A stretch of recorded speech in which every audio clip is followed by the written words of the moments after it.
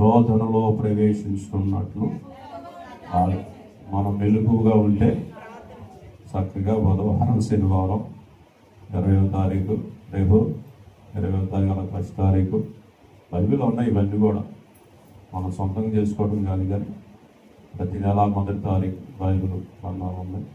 20వ తారీఖు ఉన్న ప్రత్యేక ఉపవాస ప్రార్థనలో ఉన్నాయి.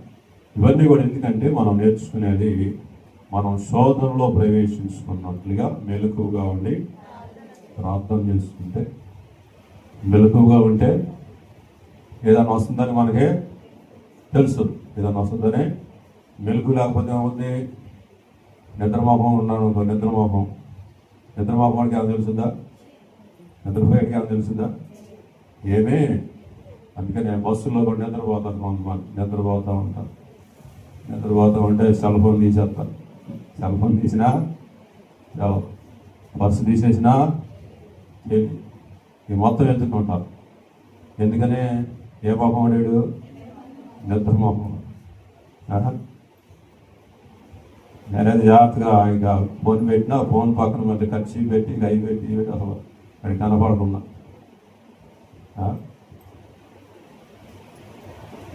కొన్నిసార్లు అది సైలెంట్ పెట్టారు.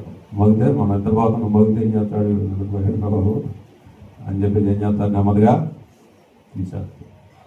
కొంతమంది సెల్ ఫోన్ అక్కడ పెట్టేసి అటు ఇటు తిరుగుతారు.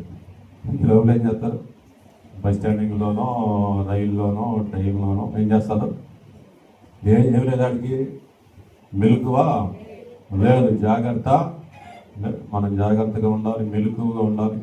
ప్రార్థనలో మనం మెలకువగా ఉండాలి, మనం నష్టపోకుండా ఉండాలి, మనం దీవించబడాలని దేవుడి ఉద్దేశం. అందుకని ఏమంటాడు, మీరు ప్రార్థన చేయండి. మీరు ప్రార్థన చేస్తే దేవుడు నీ ప్రార్థన ఆలకించి దేవుడు నాకు మనకి కొంచెమైనను, ఇక్కడేంటి, కొంచెమైనను దైవాత్మను ఉందినవారు. కొద్దిగా మనం దైవాత్మ కావాలంటే కొంతైనా మనం ప్రార్థన చేయాలి.